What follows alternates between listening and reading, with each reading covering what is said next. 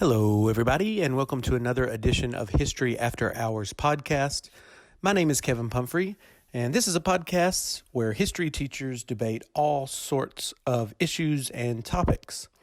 This podcast was recorded March the 5th, 2020, live at Kollective Coffee and Tea in downtown Hot Springs, Arkansas.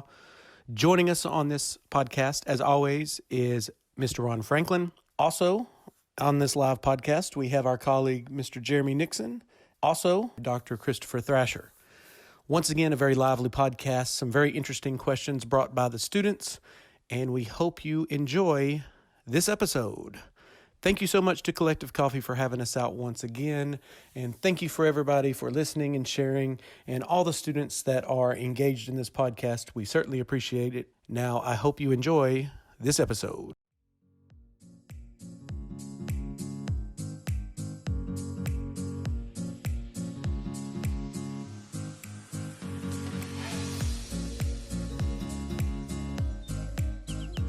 Okay, we are at Kollective Coffee. The date is May the 5th, right? March. March 5th, yeah. Cinco de Mayo. As far as you know. March 5th. I don't know. I've been moving for 2 weeks. Seniors are gone if that's the case. May 5th. What are y'all doing here? Graduation. Okay, so anyhow, yes, Kollective Coffee, March 5th. We knew it was one of those months. Oh, yeah. All right, we have some questions, so please state your name and ask a question. My name is Abby Poole, and so the coronavirus. So do you think traveling is actually bad with the coronavirus going on and everything? Because we have a trip coming up. If you're traveling Spain. with the coronavirus, yes, that's bad. Don't take that with you. Yeah, so I'm taking 20 people to Spain, supposedly, in 15 days or so. And how many are you bringing back? We're hoping for half. We're shooting for 50%. We took 20, we came back with 30 somehow. What's up? Refugees. People trying to get out of Spain. It's hard to say at this point how dangerous this is. It's the unknown, I think, that causes the most fear. So just before we came up here today, I saw the glorious leader on an interview on Fox News tell people that it was preferable if they got the virus, just go ahead and go to work. It's okay. You're going to be all right. You're going to get over it. Most people won't. Yeah, I mean, he encouraged people to go to work today if they came down with it. Pence also acknowledged that we don't have enough tests, and that's concerning, you know. So, but to answer your question, there you go. Depends on where you travel, you know. I mean, there are hot spots where you should probably avoid the trip that Pumphrey's taken. There are no travel restrictions in Spain at this point. There are no quarantines. There's nothing, you know. Now, if you were going to, if you're going to Wuhan, China, then maybe we'd say, hey, you want to skip that, you know. But, at the same time, be vigilant. You don't want to, the safety precautions that the World Health Organization and the CDC recommends, this is the typical things, like wash your hands often, well, and don't, stick your finger in your eye. You're probably going to be okay, especially young people. Like old people like me might not make it, but, we'll see. Any extra precautions that you guys have considered about coronavirus safety? Try really hard not to be male. Apparently, it is affecting men disproportionately. So, if you can avoid any Y chromosomes, is that what it is for the next? I don't know. It's a feminist virus. Down with male chauvinist. I mean, it does seem fair. I don't really. It's our time. Nope. No extra comments on it? I kind of treat this like a lightning storm. I just assume I'm going to do my best to not get it, but I'm not going to go out of my way to duck and cover. I'm just, it's like, if there's a tornado in the area or whatever, I'm just like, it's probably not going to hit my house. I just tell the kids, it's be fine. We're going to be fine.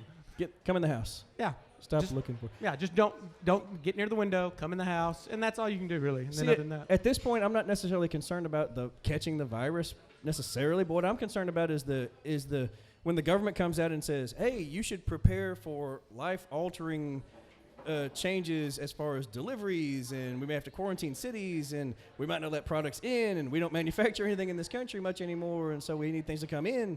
And so that's, or will there be disruptions to food supply to products that you need in your life. And I'm not saying run out and hoard things, but at the same time, I've never in my entire adult life heard the government come out and go, okay, so look, there could be some disruptions. I've never heard that, and that's significant, I think. Yeah, it's another thing for robots. We just need the robots to do it, and we'll just sit in our homes and have it delivered. Okay, next question. All right. Hi, my name's Zeta Guzmanacha, and in Mr. Pumphrey's class, we're finally getting to World War II. And I'm wondering, was dropping the atomic bomb on Japan justified? Okay, so you might know that they have a debate coming up, and we're going to place ourselves before the drop. So there was I think the Frank Commission came out with a report that discouraged us using these atomic weapons. And so we're going to have a debate. It's before the drop. So should the United States drop the atomic bomb on Hiroshima or not? Or is there another thing we should do? Any suggestions? Do we do like we saw in World War I, where all civilians in this war economy, the total war scenario, if your population, men, women, and children, are gearing up for war, if they're producing things and preparing for invasions, whatever, then the standard that was set in 1914, 15, 16, 17, 18 was civilians are now citizen soldiers and therefore they're targets. So if we run with that mentality and think about, if we're fighting that war alone, basically, and if we back off at this point, they're going to regroup and come back after us, which was a given. Do we end this war through conventional matters? Do we invade? We've seen what invading the islands that they held up to that point was like. If you try to reclaim the Philippines, if you try to reclaim Iwo Jima, like those were just brutal. They would not give up, and so the populace at home was also being trained to fight as hard as they could if we landed. And so if you can't win the war without landing, and you can't land without killing millions of Americans, and we are at war and we're trying to win, if you have this other option in your pocket, do you not at least consider using it to end it quickly, clean up afterwards, save as many lives as you can in the process? Am I wrong that the estimates of landing would have been more disastrous than the two bombs themselves? As far as the number of lives lost, is that right? Yes. Okay. Yes, I believe those are the estimates. Well, then you got to take it into consideration. Maybe 1 million fatalities if we invade. They were arming their citizens. Maybe the atomic bombs actually save lives. But at the same time, the bomb is indiscriminate. It will kill babies and children. And so it was, and of course the other thing is, was there something else we could do where they would have surrendered? Was there a demonstration that could have been made? Was there? Well, my issue with the demonstration argument is we demonstrated on a city and they said we're not going to surrender. And I realize there's this whole argument about internal politics in Japan and, you should have given them time. I don't know. But I think you run into that same issue if you're going to demonstrate it on a random island. Yeah, and people forget the Soviet Union was poised to invade. And Absolutely. had we let them invade and claim half of Japan for themselves, who knows what the world would look like. So I think the bomb was a way to end it quick before the Soviet Union gets a chance to claim half of, Asia. It's going to be unfortunate any way you look at it. There's no great ending to this. I think it's about mitigation at that point. How do we stop this and not have to drag it out? And the scientific community was worried about what comes next. I think they were really concerned about using atomic bombs. What gateway does that open up that we may never can close again? It's not like I don't have empathy for the people that are going to suffer for this either. I think the suffering would have been more widespread. I'm on that camp. I think you at least consider what the alternative is. With 2020 vision now, looking from 2020. Sure. I know. I saw what you did there. Japan has done maybe better than any other country after World War II. So, it's not like they didn't bounce back and now they are a powerhouse, So, but who's to say? Obviously, it got us into a Cold War and the Soviet Union got it. And then, of course, now you really have to be concerned with the 9 countries that have atomic weapons now. No matter what, they're the top 9 countries in the world. Right. So, all right. Next question. My name is Yvonne Rodriguez, and I wanted to talk about the Democratic primaries that have been happening this week. So far, Klobuchar and Buttigieg have dropped out of the race and have endorsed Biden. So what do y'all think about Warren dropping out earlier today and not endorsing any candidates? I mean, I think she's hedging her bets, honestly. It didn't surprise me that she didn't endorse anybody, because if Joe Biden goes and the conventional thought here is that he's going to try to pick a woman as a running mate, I think she wants to be in that conversation. So I think endorsing Sanders would have alienated him, and I think the opposite is true as well. So I think she's sitting on the fence purposefully. And we'll see how that goes for her. I don't know. That's my thought. Even without her endorsement, what do you think her people might push towards? You think they'll float towards Bernie even without her commentary? I mean, she was sort of in that direction, not necessarily as far left as he's, pushing. But I mean, what do you think? Do you think her people will kind of go, Bernie? I don't know. I think she's torn between two, because, she is more ideologically a Bernie camper, but I think she's more pragmatically in the way she's tried to govern and the bills she's worked on a Biden type Democrat as well. She's really an enigma, and I think she gets to define herself, and this is gonna stick, right, whatever side she chooses. Since you're like the political guy, like, what do you think happened with her campaign? Like, why do you think she showed so poorly in places where she really thought she'd have a stronghold? Like her home like states. Massachusetts. Yeah. Honestly, I think for her, Massachusetts, I think Massachusetts is sort of a microcosm of what's going on in America. She's not quite liberal enough for the Bernie folks, and she's not quite establishment enough for the Biden folks, and I just don't think there was a viable lane. I think there could have been at some time if she could have convinced the more progressive wing that she could really pick up the mantle and win, and I don't think she would have ruffled as many, I'm going to say Biden Democrats, even though that's not really a thing right now. It may be.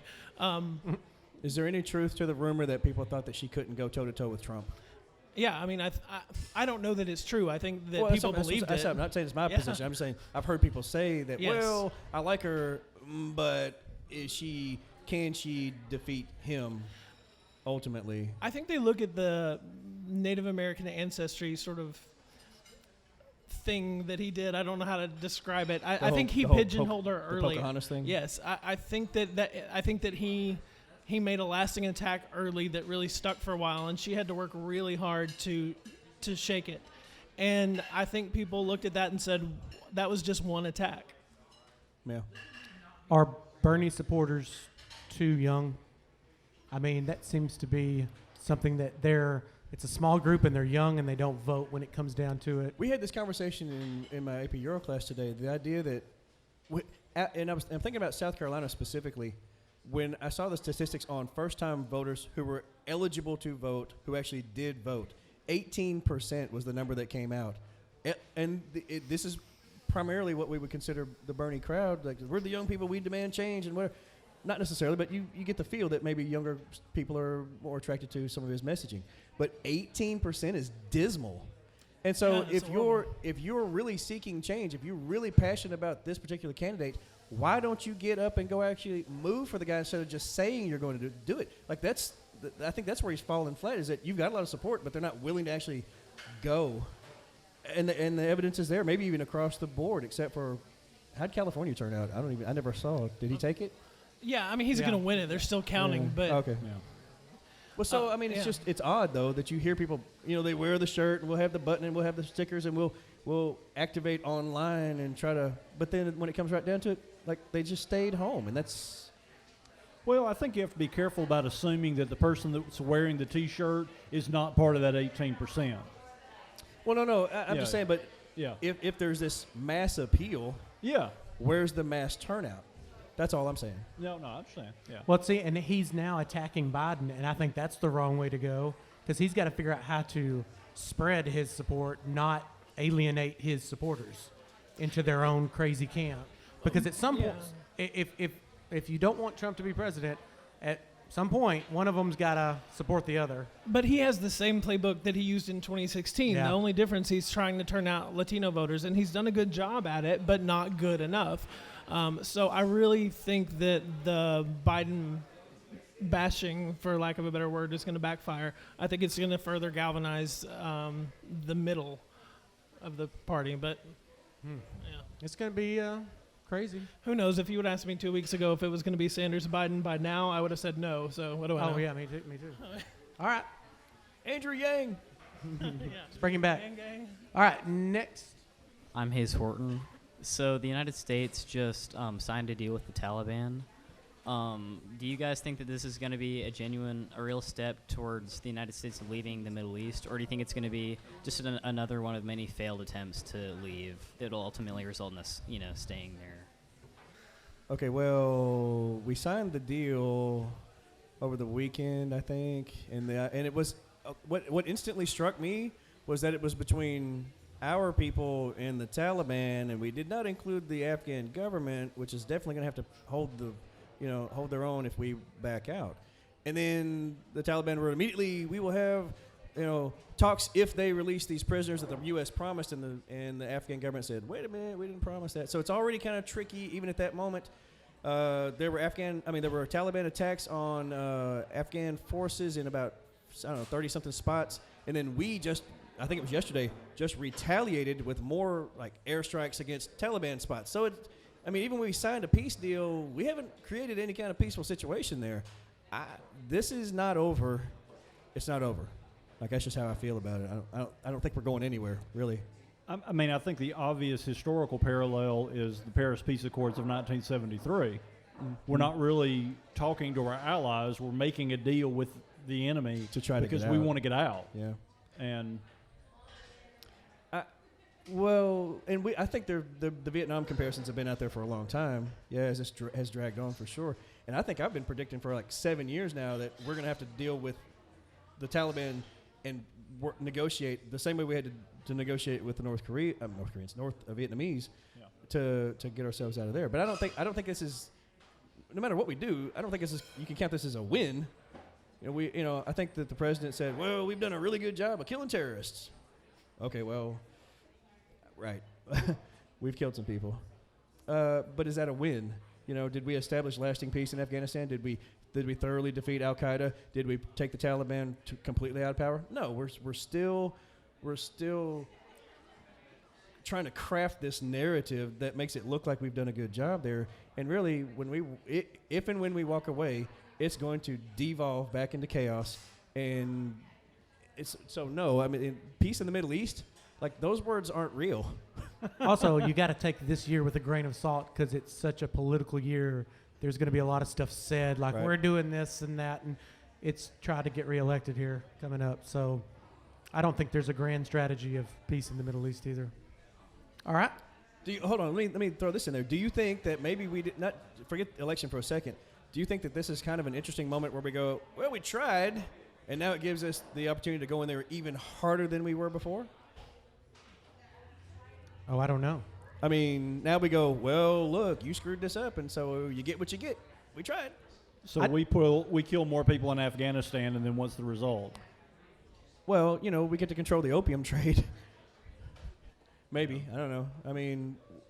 At this point, what is the point? Who is the father of this deal? Other than we're enriching somebody, and that's probably military contractors. Sure. What's the estimate? $2 trillion? And that's probably low end. Who's making that money? Where's it going? What are we doing? What are we doing? I would like to see. Did you guys see the Afghan papers that came out several months ago? Where they basically, it's kind of like when the Pentagon papers came out for Vietnam. Like there's tons of evidence that shows that we've been lying about our procedures there, lying about our successes there. People are saying we don't really have an objective. The boys and the men and women on the ground are trying to do the best they can, and it's not against them. It's about the people who are trying to lead the charge. It's a debacle, and they're going to try to cover their tracks now and say, "Good job, us," and pat us on the back as we march out of there. BS. This is stupid. The whole thing is. My fear, and it's been for a while, is that we have to have a perpetual war somewhere in order to keep this whole thing rolling. Eisenhower warned about it. Military complex. Ever since World War II. Industrial. And that was what's keep going what's from called? one war to another. Industrial military complex. We're there. Welcome. The Welcome Iron to Triangle. the new world. We have always been at war with Oceania. Yeah. Yeah. All right. Next question. Nice 1984 reference. I'm Henley Queen. Do you believe Roe v. Wade is once again in danger from the now conservative Supreme Court because of the new Louisiana bill that restricts access?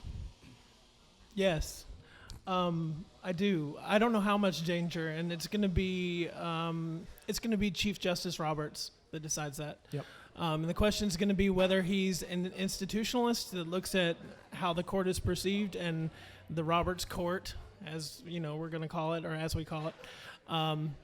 And is he going to pull an Obamacare ruling, or is he going to allow it to be overturned? So do I think it's a danger? Yes. I'm not certain how much, but yeah. By the way, and I keep yelling this to try to make sure we remember that when people go, how could people vote for Trump? Most people, this is it right here. I don't care who the other candidate is. We're going to vote for Trump because of this issue. They're single issue voters, and I know tons of them. They can't stand Trump, but this is the issue. I saw a vehicle in town today which was covered with sort of Jesus slogans, and right up in the nice corner it was like, Trump 2020. And I'm like, yep, there you go. I mean, you're right, single issue voter. That person had their heart on their car's exterior, basically, instead of on their sleeve, and they're very adamant about their position on right to life. And then right up there, like I said, as kind of a capstone, it was go vote for Trump, regardless of whatever else the dude got that he does, or whatever else he stands for, or whatever kind of mayhem he may create. That one thing is going to push people to continue to be in his camp. Which would be really interesting if abortion once again became illegal. Does that take away a political tool from the Republican Party? Does that take away something that allows them to motivate their voters? Huh. And so I wonder, and I'm sure I'm not the first person that's had this thought, I wonder if overturning Roe v. Wade would be the worst thing that could happen to the Republican Party. That's actually a great point. Wow, I never thought about that. Because that is do they the really want galvanizing to do it, force. or do they just like the talking point so they can continue to wriggle themselves into power? Just give us 4 more years, and we promise we'll get it done this time. I think they really want to do it.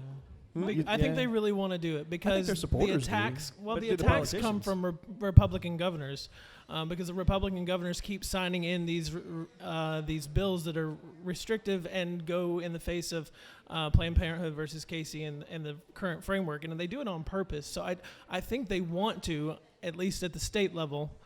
I don't know if the national parties really thought about that. It's amazing to me that these guys that are pro-life will end up, pushing their girlfriends to have abortions secretly, and sometimes that comes out, and you go, "Oh, well, I thought you were against abortion." Well, I was for you. I mean, there's multiple. I can't name anybody right off the top of my head, but there was like an issue a couple of years ago. A guy had spent his life pro-life, and then they come up with text messages between him and his girlfriend, and she's like, "I'm pregnant." He's like, "Well, you got to get rid of that." Says it very blatantly. We'll send you to Mexico or whatever. I mean, you're hypocrite, honestly. Well, yeah, this is the same thing as like you're against homosexuality until your daughter or son is gay, and then Cheney. Oh well, yeah, Cheney. Great example. So, Okay. all right, next question. Hello, I'm Maximus Fortin. I'm wondering, what are your thoughts on parents indoctrinating their kids into religion? I was talking today in class showing pictures of the second wave of KKK in the 1920s, and of course you can find these heartbreaking pictures of kids, and I'm not trying to compare the two. It just made me think of this because there was little kids in the KKK outfits, and of course you could say, well, that's child abuse. But then there's a line somewhere between Westboro Baptist Church and Normal Baptist Church, and like it's really interesting how much control parents can have, and then how they, and we all screw up our children in our own specific way. You're welcome. Some is more destructive than others, So Well, Maximus joins us from Wisconsin, so it's welcome to the Bible Belt, Max. Oh, yeah. So I think he's had a little bit of a different eye-opening experience in the South. Which is good. It's good. Look, parents, I don't know that I'd say indoctrinating, but I mean, that's probably a fair word. As far as the court goes, or as far as legal precedent goes, they can pretty much do what they want. And whether or not you agree with that, that's kind of where we're at with it. So I don't see it changing anytime I'm free to soon. believe in gun-toting Jesus if I want to now. There you go. But the corruption of the youth or the education of the youth that is a huge deal. And if you just think about what Germany did, one of the first things Hitler did was we were doing the same thing with the Boy Scouts and the Girl Scouts. Same thing. Hitler Youth, Boy Scouts and Girl Scouts, same program. Just not as militarized. Wow. Yeah. Oh, forget the cookies. I thought they were just tying knots. I No. had no idea. No, you're learning to be good young Americans. Yeah, that's exactly what it is. It's indoctrination. Well, I mean, it's the same. and you need a level of that to be. It's really not. I mean, I'm Yes, gonna it have is. to disagree Yes, with it you is. here. Yes, it is. I think there's a big difference between sell cookies and murder 6 million Jews. What I think there's some distinction there. I'll give you that. Well, but I thank will you. say Thank this. If we're trying to build a national identity, you get the youth active, that's the same thing. That's my point. Now, ultimately, how far you want to take that with your nationalism, what do you want to do for that nationalism and patriotism? But the same thing, the idea about, let's take it past World War II and go into the 1950s and 60s when we start having, we're banning comic books and we're sanitizing what you can and can't read, and there's the massive censorship and the McCarthy era stuff. Like that's to me that's indoctrination on a similar tack. That's probably the easiest. I'm not trying to compare. Not really. I'm not saying the Boy Scouts and feel Girl like you Scouts are kinda Nazis. did. I'm not saying that. I'm saying it's like that. We were talking about that. I can't remember who it was in Gov today or yesterday, but about the American identity and sort of the nationalism that goes with it. And somebody, this is on the Gov student, but somebody made the comment, because it was before school, that they got in trouble for not standing during the pledge. Not exactly trouble, but got talked to by the teacher. And I was like, no. Where was this? No, this was at Lakeside. Oh. A few doors down. So, I mean, I get what you're saying. there has to be a level of this, though, for a nation to have a patriotic citizenry. Forcing people to stand for the pledge, though. Oh, no, not that. But there's levels, right? You can't just say, like I didn't know as a history teacher, a high school history teacher had no idea what happened in the lower grades till me and Franklin went to this kind of vertical alignment deal. And then I realized in kindergarten, first grade, they're teaching what the flag, symbols, putting your hand over your heart, reciting the pledge. Like these are the things that we're teaching little kids to do. Right. And there has to be a level of that somewhere, I would assume, for a nation to continue and produce citizens that are active and patriotic. Do you think that nationalism is a form of religiosity? That's we all back away. It doesn't have to be. I think nationalism can absolutely be secular and even atheistic. Sometimes it is, sometimes it isn't. Yeah, but the idea about honing someone's personality to fit certain norms. I think there's a big difference between religion fundamentally is based around the worship of God or gods. If it's not that, it's not really religion. It's something else. It's ideological in some other way. Well, that's why I put the eosity on the end of that word. Yeah, I think I would agree with you in the symbolic nature, like what we, like when you look at flag burning, or when you look at compulsory pledge, or when you look at the coercive nature of schools and standing for the pledge and saying it. I'm saying that there's nationalism can have a kind of religious fervor to it. That's my point. I agree with that. I wouldn't make a direct comparison, but similar, yeah. Would it be a good idea for a president every time he saw a flag to hug it and kiss it and say, "Baby, I love you"?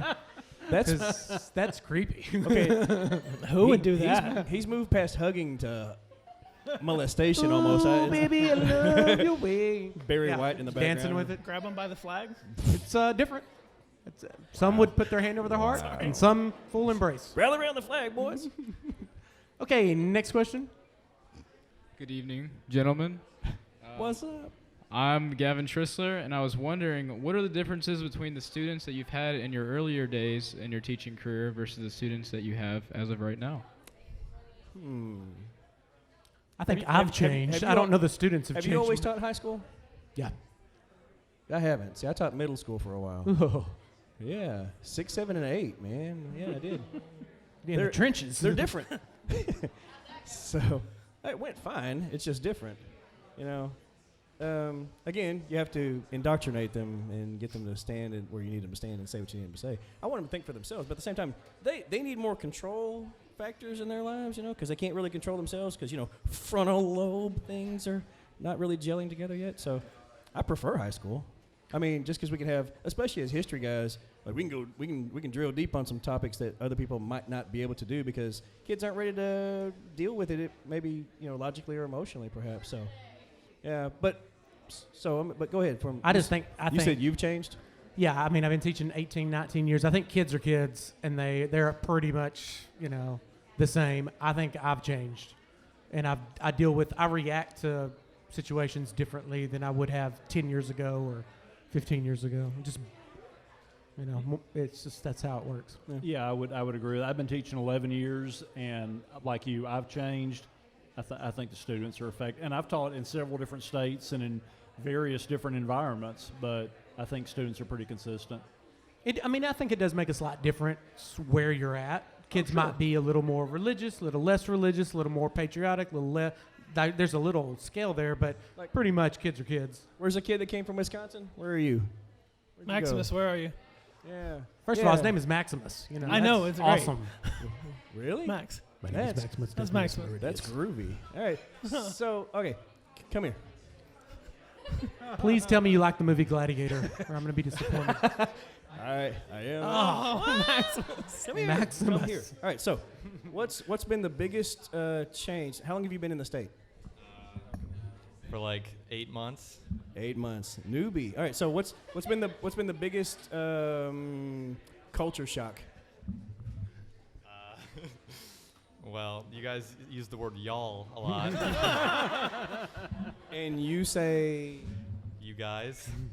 not use guys. That's more of an East Coast thing, yeah.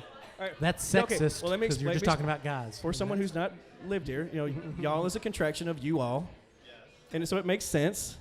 Oh, I've tried to explain this. Just No, it doesn't. It doesn't make sense because it just doesn't work. I just made it sense. Well, why shorten the phrase "you all"? Because we're in a hurry. Because we have contractions in the English language, and they are helpful, and I like them. We understand apostrophes. I just don't understand. It doesn't make sense. they want me to ask you what a water fountain's called. Oh, we call them bubblers. There you go. But as far as as opposed to the language, which now, do you have trouble understanding us? No. No, so it's okay. Yeah. What about because we brought up the whole, hey, you're in the Bible Belt kind of thing. Is that kind of a different? Does it feel different? I don't mean the humidity. I mean, does it feel different? Yeah, it's definitely different because there's a lot of things closed on Sundays, I hear. So that's kind of weird. Yeah. I talked about that today in class. Dry counties and can't sell liquor on Sunday. Yeah. Ooh, and sorry. how that's All right. Thanks, man. Maximus, a little unique. Can I share the story from today? Yes, no, maybe. So one of the things Maximus shared today was he kind of got in a little bit of trouble because he said, "Oh my God," in class, and someone took offense at the God part, and so that was. Someone took offense at. Yeah, they said, "Say gosh." Have they walked through our hallways? And heard No. Good grief. They just go, run to class. There's not a whole lot of shucky darns in the hallway. I've noticed that. Nope. Oh my gosh. All right. So, I don't know where we go from here. Next. Next. It's the end of the Maximus show. Hi, my name is Sarah Nutt, and I was wondering that do you think instead of countries going to war, they should kind of fight it out by playing some sort of sport like football or? Are you trying to discourage or encourage violence? I'm confused. Discourage. We should have crash 'em up derbies. Yeah, can we do it virtually and just to see who wins? We all agree. Esports. Esports. Yeah, you do it. Everybody. Yeah. You use your best player, and it's still a war. Like you have armies and all that. Yeah. Choose your weapon. Sure.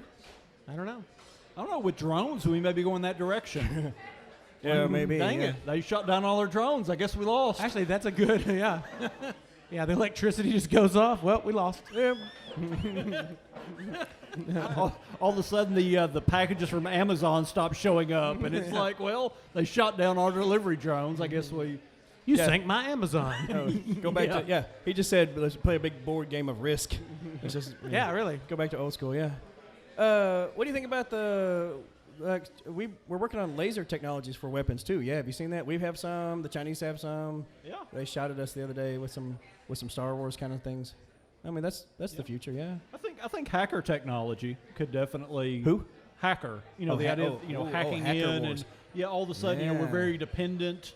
I mean, like everybody in this room right now has a phone out. Well, I mean, if the Chinese really wanted us to bring us to our knees or whoever. Well, you saw the thing a couple of months ago where it's like something going on in the Philippines, and they were worried that China was going to. No, was it? I think it was Philippines, where they were afraid that China was going to shut down half their electrical grid. Just flip a switch. If we don't agree with them, like that's a big deal. That is a big deal. Shutting down infrastructure, is that the wave of the future for warfare, you think? Yeah, and it's like I've said this before, but AI, and this is why we're rushing for this technology, because the first country that gets it, it's like winner take all. There's no second place. Once somebody has that control, they can shut off your nuclear silos, cause panic. Or activate them. Or activate them. I mean, yeah, this would be... Or do we end up with a new Cold War situation where we have all these AI weapons sitting around that we don't dare use, like atomic weapons? And we end up, so right now we have the atomic peace thesis. Do we eventually have the AI peace thesis? It's too dangerous to use, and so we kind of exist in a perpetual stalemate. Of course, that's relying on the fact that we develop, or they develop, and they don't do anything, and then we develop ours. Which is how it worked with atomic weapons. Mm-hmm. So I wonder... it's like the AI arms race? Yeah. Yeah, maybe. I mean, deterrent kind of helped us through the whole Cold War thing, so... All right. Interesting. All right. Next question. I'm Cadence Barnett, and I'm going to turn a question from Pumphrey's class on y'all. Do you think everyone on Mount Rushmore deserves to be up there, and who do you think should be up there instead? We've talked this out I guess a year or so ago, maybe 2 years ago. I like Ike. Yeah, I know you do. Yeah. Do you like him for his If we're going to efforts add somebody, I think Eisenhower deserves to be up there. as president or World War II, or does it matter to you? No, it doesn't Overall matter. career? Yeah, I say, Yeah, we talked about FDR, but there's obviously pros and cons to FDR. But after we did a New Deal seminar, and then it was like, let's forget FDR. Can you think of somebody that should go in there before FDR? Do they have to be a president? That's the thing. Like Jefferson's on there, but is he really on there for his presidency, or is he more on there for being the Declaration guy? Yeah. So let's forget that you have to be president. Yeah. Just think American that should be up there. Who we got? That's so broad. Everybody has baggage, so that's kind of you start thinking of the good positive thing, the natural, and then you think, oh no, wait, there's that and that. We better not do that. It's really difficult when you start. Yeah. I realize we're kind of making a top 10 list, and that's cool, but just as an aside, I want to say I really don't like Mount Rushmore. I really don't like the idea that we stole this mountain and then used dynamite to blast in the faces and turn it into a sculpture to people that helped steal the mountain. Like I really just they needed some tourism, man. I really just kind of don't love the concept. Think about how freaking cocky it is to put 4 white guys staring out over lands that were taken from the Native Americans. So yeah, I mean I think it's a big screw you in a way. So I get it from that angle. It's uniquely American. Right. So yeah. So but if we agree to keep it. Who would you say, Thrasher? I don't know. Yeah. I don't know. And how many are we adding? Like, how big is this mountain? Yeah. Well, there's other mountains. We could do, Mount Rushmore Part 2. Because they're building the Crazy Horse Monument just up from that. Have you seen it? Have you been up there? I have not. The Mount Rushmore, as big as it is, will fit into like a small little part of the Crazy Horse Monument. It's like an entire mountain. This is like a hill, a cliff kind of thing. The Crazy Horse Monument is going to be, it's impressive. I mean, go ahead. I was going to say, have you been to Stone Mountain in Georgia? I have not, yeah. That is a pretty astounding sight, yeah. So maybe what we need is like a, I don't know, like a Last Supper kind of scene with like, Yeah. you know, I don't know, maybe like that's probably the direction I would go, like signing of the Declaration or signing of the Constitution or something, and have like a group scene. I mean, if we're getting into like the art of it, I kind of like that better than like random face. Yeah. You know, actually like have a scene of like something happening. A moment. Yeah. Okay. And if they don't have to be president, I'm thinking Ben Franklin. I'm thinking some people that, you know, didn't own slaves, but, you know, proactively helped our country get going. Even, I know James Madison owned slaves, but there's another guy that kind of gets left out. John Adams, Abigail. How recent do you come? Because, you know, because Teddy's up there, right? Yeah, I told my kids they couldn't say because they were saying Obama, and, you know, I was like, nothing, Trump. I was like, nothing in the last 20 years. It's too close. But I guess, I don't know. Yeah, we don't know. But it's fun to think about. All right, next question. Hi, my name is Connor Freeman. I would like to ask, what are your opinions on bands like Rage Against the Machine, Fever 333, and Grandson, who spread their political messages through guitar riffs? Rage Against the Machine. Rally around the family. The pocket full of shells. Public Enemy. System of a Down. There's a bunch of bands that were very political. I think they're right. That's an interesting way to get your message out, get people headbanging to it, and then all of a sudden the lyrics start to make sense. And who's the super death metal group? It's like is it Slayer? I don't know, something like that. There is a Slayer. No, I'm saying did they have? Seems like they had some political something. It's hard to understand it, but it's in there. I think. I don't know. I think of Rage Against the Machine and people like that when I was growing up. Yeah. And you know, NWA. Yeah. All that stuff about violence. You know, the gang violence that was going on and the police and the discrimination. I mean, I think it's a way to convey it without being a politician. You know, without having to.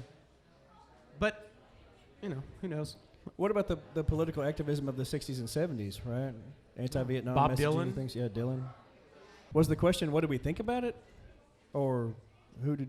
Do we like those bands? What was the... Yeah, I lost the... Yeah, go ahead. Sorry.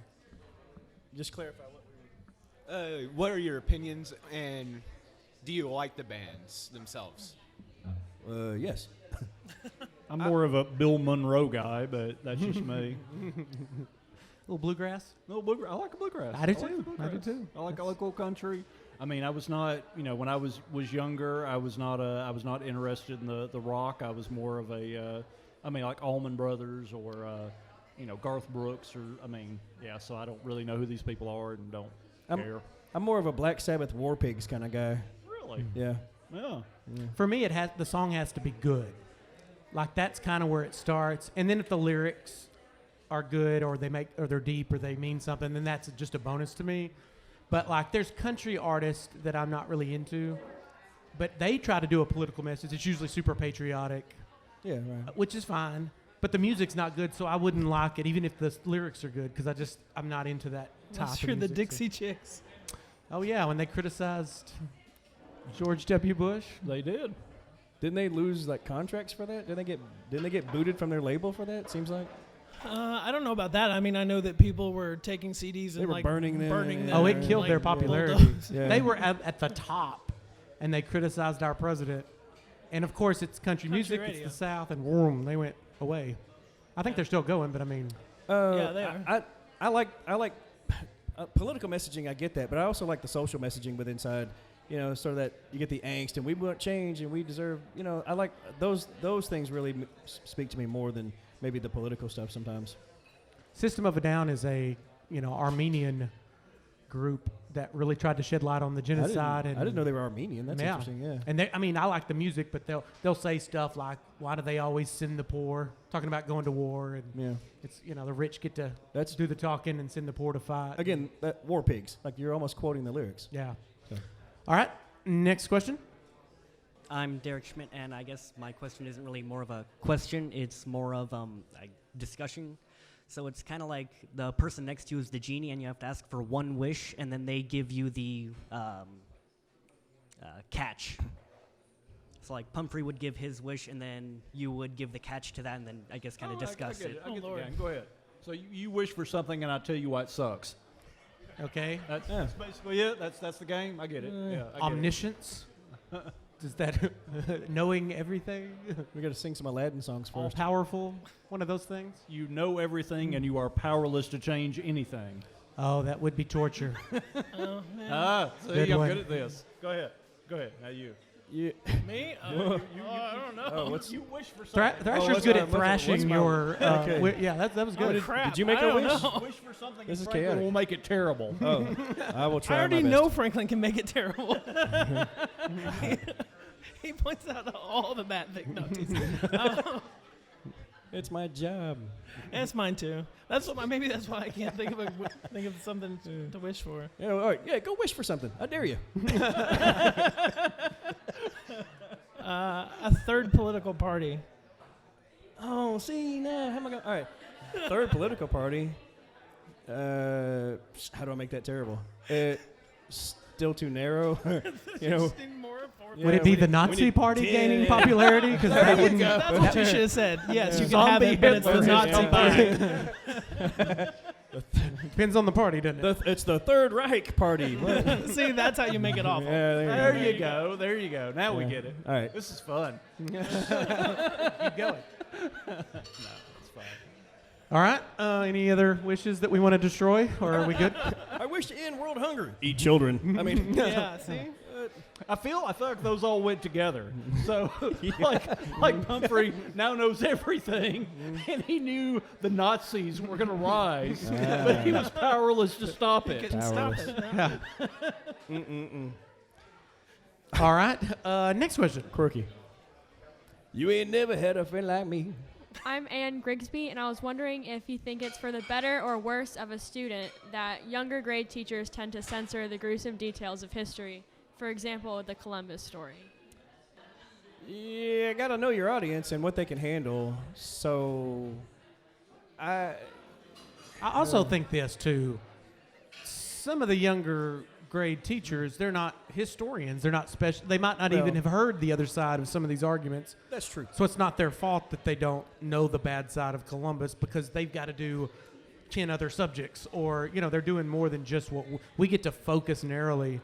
Yeah. And they may never have heard the story the way we tell it either. I mean, maybe all they got was Columbus discovered America. When that's not true.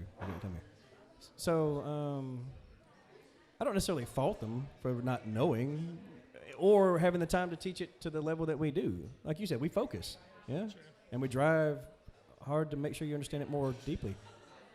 I don't think you have time in the elementary to do that. I mean, I'm not a parent, but I really have a hard time believing I would be okay with a kindergartner coming home to me and saying, hey, guess what we learned in school? Let me draw you a diagram of Auschwitz and explain in great detail a gas chamber. Yeah. Like, Right. I think there are things that are just kind of age inappropriate. Yeah, I don't want my daughter to come home and go, we watched Saving Private Ryan today, and I'm scarred for life. I need therapy immediately. Okay, it's like, okay, well, maybe they're sharing too much. So, yeah, age appropriateness has to be a thing. In this age of instant entertainment, though, there are kids that are watching things that they really have not the mental or emotional capacity to deal with. I mean, they're little 5th, 6th graders have watched all the Saw movies, and I mean, so what does that do to them?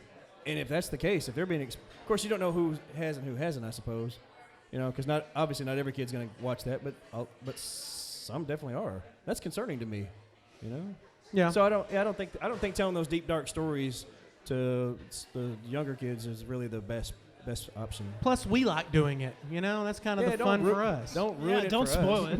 Yeah. We like revealing the dark side of history. All right. We want to tear down your illusions. All right. Anyone else got a question or topic? No? Yes? You perked up. We've got about time for one more. Or two, perhaps, if we hurry. So, because of the coronavirus, there have been talks recently Say your about. name. Oh, Kendall Webb. Hello. There have been talks recently about giving people that are diagnosed with the coronavirus a GPS tracker to make sure that they are staying quarantined by the U.S. government. Do you think that this is a violation of our rights or in the best interest of public safety? We had this discussion in AP Research What's today. that called Patriot Act on steroids? I don't understand what that would be. Yeah, lawyer, what's going on there? I mean, look, I think it would be blatantly unconstitutional, but that hasn't stopped us before. Oh, That's all I got. precedence. Yeah. I don't know what the game was, but I think Nixon just won it. All right. And the end. Let's stop there, shall we? All right, that concludes the podcast. Thank you guys so much. you, Thank you for Collective Collective Coffee. We'll catch you on the flip flop. Good night.